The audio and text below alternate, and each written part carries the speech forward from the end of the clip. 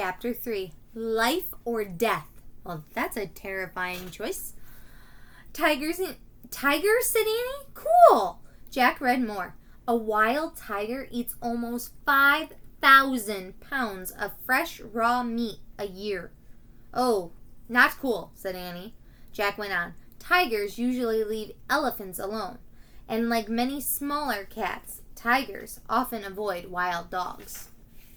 Teddy growled. Wild dogs, not shrimp like you, Jack said to Teddy. A tiger would eat you in a minute. Teddy growled again. Just then, Ka and Ko began hooting. Coo-coo, coo-coo. I'm sorry, it's coo-coo-coo. The peacocks cried, cock-cock-cock. The small deer made a short barking sound, and stamped their hooves. What's going on? Said Annie. We better put Teddy in my pack, said Jack, to keep him safe. Jack slipped the dog into his pack. Teddy's head poked out of the top. All set? Jack asked the little dog. Teddy growled again. This time, a deep, fierce growl answered back. It seemed to surround them. Jack's hair stood on end. Yikes, said Annie. A tiger, said Jack. Arf, arf, barked Teddy. Ka and Ko screeched at Jack and Annie from their tree. They want us to join them, said Annie. Come on. She grabbed a branch and climbed up. Jack's hands were shaking as he put his backpack on. He grabbed a branch and pushed off the ground. He pulled himself into the tree. Another growl shook the forest. Oh, man, said Jack. Coo, coo, coo. The langurs climbed higher up the tree. Jack and Annie followed them, climbing from branch to branch. The sky above was no longer glowing. The bright orange had faded to a twilight gray. Jack looked down. He couldn't see the ground at all. He listened for another scary roar. Only the cries of the frightened forest creatures filled the air. Maybe the tiger's gone, said Annie. Jack glanced at Ka and Ko. The langurs cuddled together. Their dark faces looked worried. And maybe not, said Jack. How can we get through the forest without running into him, said Annie. That's a problem, said Jack. And it's getting dark. Soon we won't be able to see anything. Ka and Ko hooted again. They pointed down the tree trunk. Arf, arf, Teddy barked from Jack's pack. Do they see the tiger? Jack asked, his heart thumping again. He couldn't see anything but leaves and branches. Then, far below, he saw the tree trunk move. A snake, said Annie. The snake was slithering around the trunk. It had black and tan markings. The snake's body was thick as the tree trunk. A python, breathed Jack. The python kept curling up the tree trunk. Is it poisonous? Asked Annie. Jack pulled out their book. By the last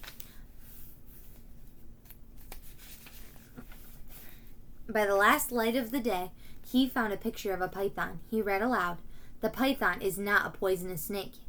Whew, said Annie. Not so fast, said Jack. He read more. To kill its prey, the python squeezes it to death, then swallows it whole. A python can swallow an animal the size of a full-grown deer. Oh, yuck, said Annie. This is more than just yucks, Annie, said Jack. This is life or death. Ka and Ko chattered at Jack and Annie. Not now, said Jack. We have to think. The langurs grabbed thick vines. They leaned back and they jumped out of the tree. The langurs swung through the air like trapeze artists. They swung through the bushes and the tall grass and landed in another tree. They screeched at Jack and Annie and waved their arms. I know what they're saying, said Annie. They want us to copy them. Chapter 4, Swing Time. Annie grabbed a vine. Jack looked back at the python. The giant snake was still winding its way up the tree. It had almost reached their branch. Jack took a deep breath. Then he grabbed the vine too. Lean back like Ka and Ko did, said Annie. Jack and Annie leaned back.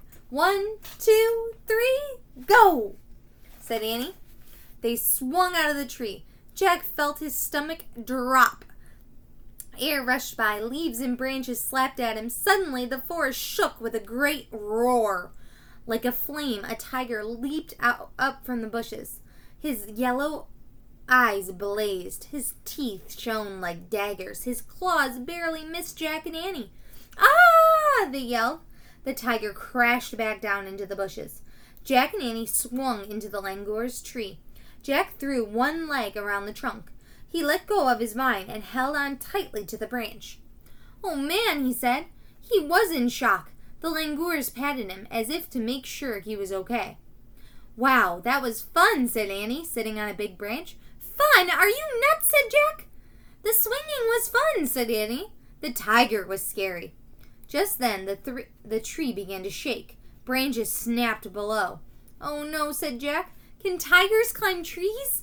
asked Annie. "Probably," said Jack. He hugged the trunk and squeezed his eyes shut. From below came loud sounds of chewing, smacking, and crunching. Teddy growled. Jack groaned. "Now the tiger's eating the tree," he said. Annie burst into laughter. Ka and Ko whooped as if they were laughing too. "Arf, arf," barked Teddy. "What?" said Jack, opening his eyes. "Look!" Annie pointed at the Twilight. A thick gray tube was waving in the air. "Another snake?" said Jack, horrified. "No, an elephant trunk," said Annie. The trunk wiggled near Jack and Annie, as if it were sniffing them. Then it picked leaves from the tree and disappeared. "Let's go see," said Annie. With Teddy still in the backpack, Jack followed Annie down to the lower branch. They peered out at the twilight forest. In the gray gloom, they saw a herd of elephants. One stood beneath their tree, eating leaves. Others munched on grass. "Hey, I've got a really cool idea," said Annie.